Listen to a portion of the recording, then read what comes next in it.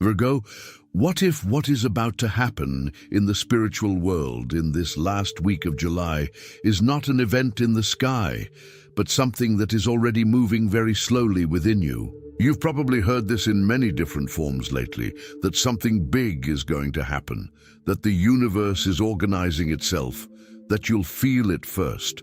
And it's true, but nobody told you the most uncomfortable part of this story. You'll feel it first, because that's always been your nature, not because an external sign will warn you. While everyone else is looking outward, searching for coincidences, repeating numbers, hidden messages in the stars, Virgo will feel this change in a much closer and much more uncomfortable place. Inside their own chest, in a banal moment of everyday life, when they are least preparing to feel it. Someone said that a spiritual event is coming, something the whole world will feel in this last week of July. And you, Virgo, did what you always do. You stopped everything, paid attention, and started looking for the sign out there. In the sky, in numbers, in coincidences, in any detail that could confirm that something important was coming. But what if the event wasn't coming from anywhere? What if it was already happening, right now, inside you, in the place you least usually look? You have this habit of scouring the world for explanations, signs, proof. It's almost automatic. Something never feels resolved until you understand why. But there's one question you rarely allow yourself to ask, because it has no practical answer, no checklist, no clear next step. The question is simple and unsettling. What do I feel when no one is observing how much I feel? Virgo possesses a silent emotional intelligence, almost secret even from herself. She feels everything, absorbs everything, processes everything at a speed that no one notices, because outwardly she only appears organized, competent, in control. But this control is also a hiding place, a place where the rawest emotions are kept, catalogued, until they lose their urgency. And perhaps that is exactly what is about to change. This last week of July carries an energy that doesn't knock asking permission. It enters through the cracks you've unknowingly left open, in moments of exhaustion, in pauses between tasks, in those seconds when you finally stop trying to fix the world outside and the silence becomes too loud to ignore. You've felt this before, you know? That strange feeling of being about to understand something about yourself that doesn't yet have a name. A discomfort that isn't pain, isn't fear. It's more like recognition. There's a part of you that has spent your life being the first to notice, the first sign of something wrong in a relationship, the first detail out of place in a project. You've always been the one who feels things first. And what if this time what you're about to feel first isn't about anyone but yourself? There's a pattern in Virgo that few can see from the outside because it disguises itself as a virtue, the constant pursuit of improvement, of correction, of refinement. But this movement, when it never stops, becomes a sophisticated form of escape. While you're busy fixing the world, you don't need to stop to feel what's incomplete inside you. And it's precisely this pause, this break in the movement, that the last week of July seems to be preparing. Some people await this kind of spiritual event like someone waiting for a lightning bolt to strike from the sky, a sign impossible to ignore. But with Virgo, it works differently.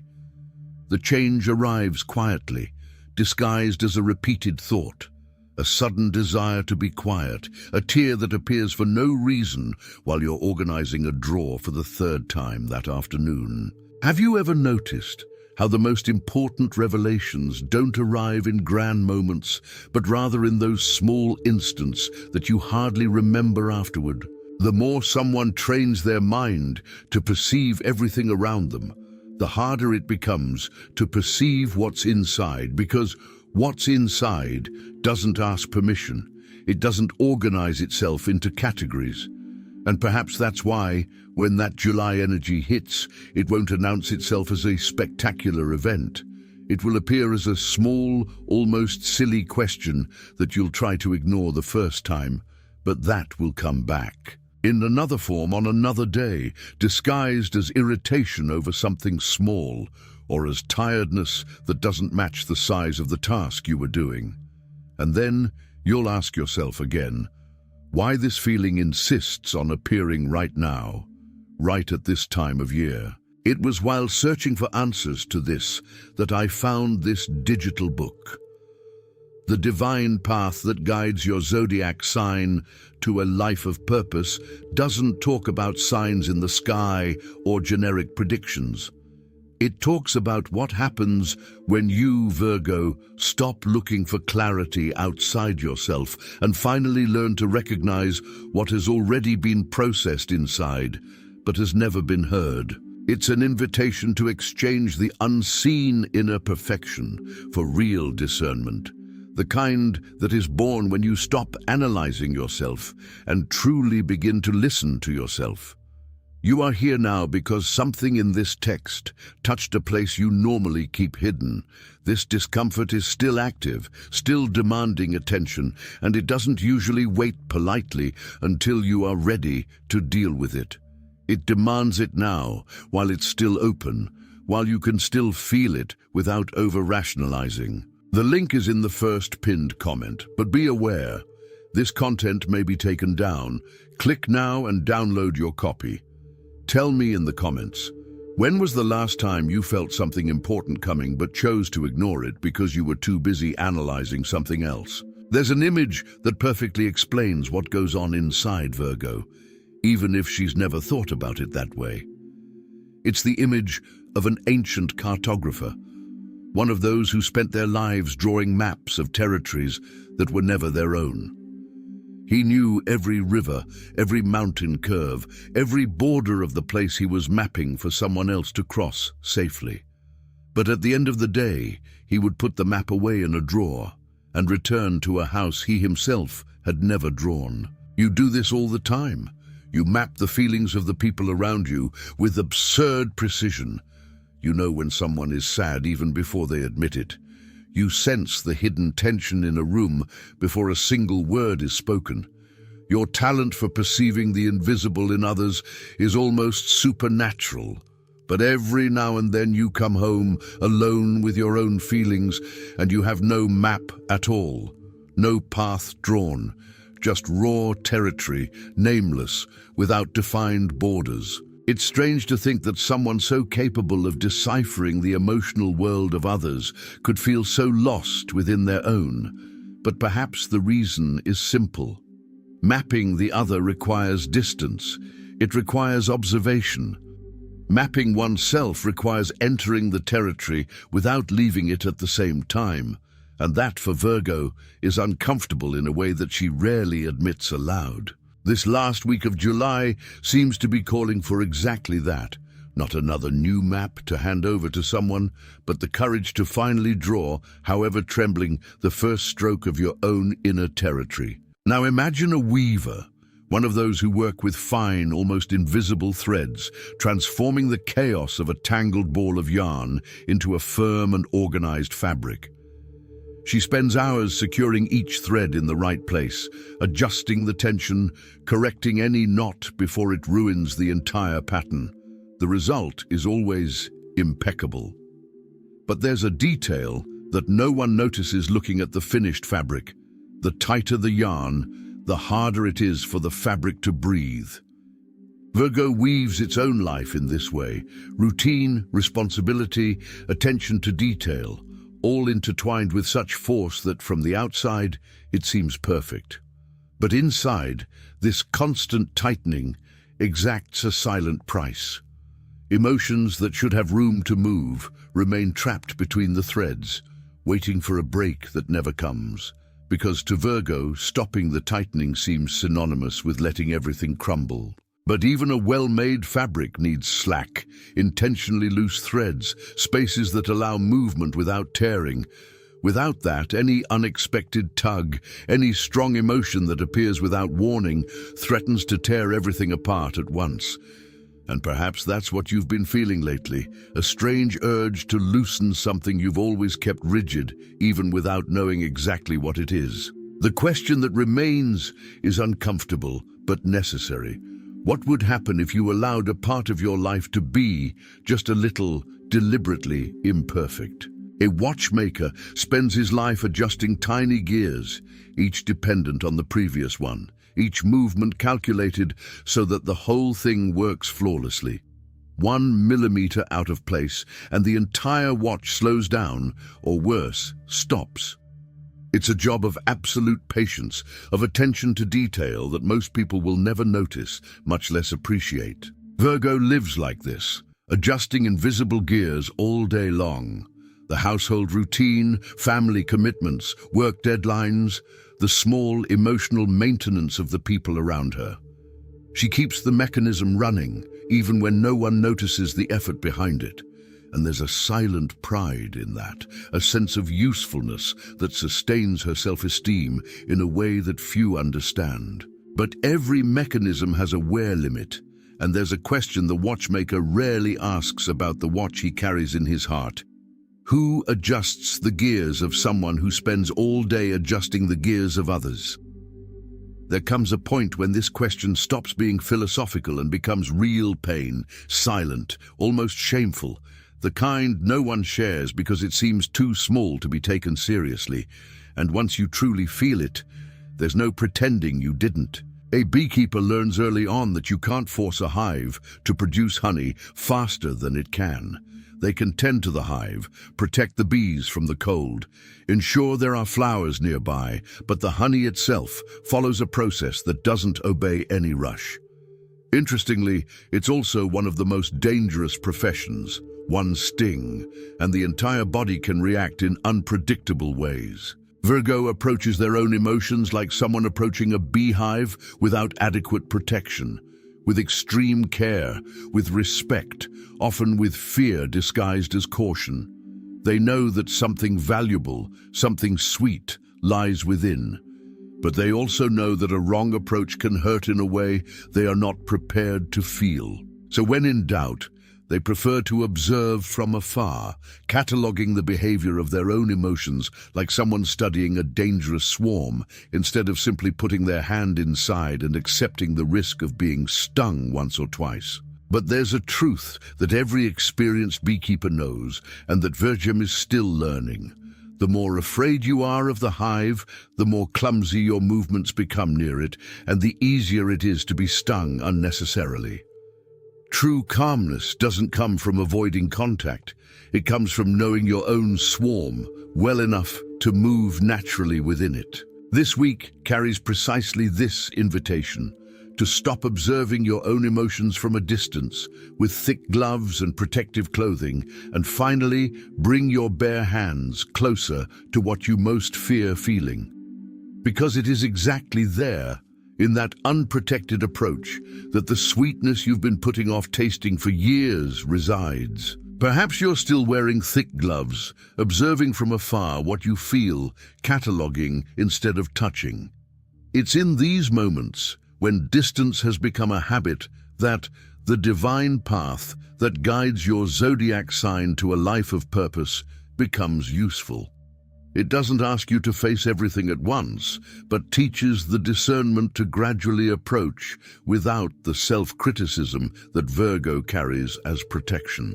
The last copies are running out, and postponing this approach again is continuing to wear thick gloves for something that should already be felt with free hands. The link is in the first pinned comment. The last copies are running out. Click now and begin your journey towards the clarity and genius you deserve. A restorer of antique paintings works under a rule that seems contradictory at first glance. To save a work, it is sometimes necessary to remove layers of varnish that were applied precisely to protect it. Over time, this varnish darkens, cracks, and distorts the original colors, and what was protection becomes the problem itself, hiding the painting under an opaque layer that no one can see clearly anymore. Virgos apply a layer of self-care from a very young age. Layers of self-control, organization, and high standards, all painted on with the best of intentions, to protect something sensitive that lies beneath. But over the years, this same layer of care darkens.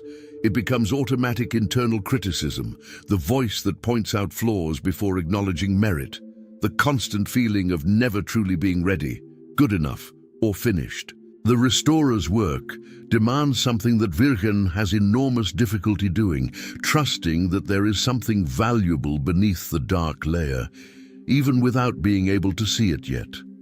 It must be removed slowly, with delicate instruments, without haste, knowing that any abrupt movement could damage what lies beneath. But removal is inevitable, because no painting survives forever under its own varnish. Perhaps this is what you've been feeling in recent days, a strange urge to carefully scrape away some old layer of self-criticism that has already served its purpose and is now only hiding what has always been beautiful underneath. Scraping off varnish on your own without any guidance is a risky job, the kind that can damage exactly what you most want to preserve. The divine path that guides your zodiac, sign to a life of purpose, works like that delicate instrument a restorer uses. It doesn't peel off the layer all at once. It teaches you to recognize slowly where the old protection ends and the true discernment that Virgo so desperately seeks without knowing how to name it begins. This content may be taken down at any time, and continuing to postpone it is only allowing the paint to darken even further beneath the varnish. The link is in the first pinned comment. The last copies are running out. Click now and begin your journey towards the clarity and genius you deserve. A tuning fork only makes sense when it encounters something else vibrating at the same frequency. Alone in a quiet room, it's just a forked piece of metal. But place it near a string tuned to the same note, and something strange happens. Even without direct contact, the string begins to vibrate on its own, as if recognizing from a distance a frequency that was already its own. Virgos spend their entire lives adjusting their own frequency to match their surroundings. At work, at home, in relationships, they calibrate their tone of voice, their level of demand, how much vulnerability they can show, all depending on the space they are in. It's an impressive ability to adapt. But there is a cost. When you spend so much time adjusting your frequency for others, it becomes difficult to remember what your original note was before any adjustments. There's a specific kind of loneliness that only those who experience it know. Being surrounded by people, fitting perfectly into each environment, and yet feeling that no one is hearing the true note because you yourself no longer remember what it was. And what truly hurts isn't the lack of people around, it's the silent suspicion that perhaps you lost touch with your own original sound so long ago that you don't even know what it sounds like anymore. This last week of July seems to be trying to do exactly that. Strike the right note, at the right frequency, close to you, hoping that some forgotten part will finally begin to vibrate back. Rediscovering your own unique note after years of tuning frequencies to others isn't something that happens on its own, out of nowhere, with a snap of your fingers. The divine path that guides your zodiac sign to a life of purpose was designed for this. A guide that helps Virgo recognize, among so many borrowed frequencies, which sound has always been genuinely theirs, without relying on self-criticism to validate it. Few copies remain available, and each day that passes without this clarity is another day vibrating at someone else's note. The link is in the first pinned comment. The last copies are running out. Click now and begin your journey towards the clarity and genius you deserve. There's a simple image that sums up everything Virgo embodies and rarely receives credit for. That of a tailor working late into the night, adjusting a piece of fabric that isn't hers, cutting it precisely so that it fits perfectly on someone else's body. She measures, corrects, pins, and redoes the stitching when something isn't quite right. And she does it with such dedication that she almost forgets to measure her own body sometimes. All this ability to adjust the world around her with such care has never been a flaw. It is, in fact, one of the quietest forms of love that exists, the complete attention dedicated to making things fit right, to making people feel well-dressed for their own lives.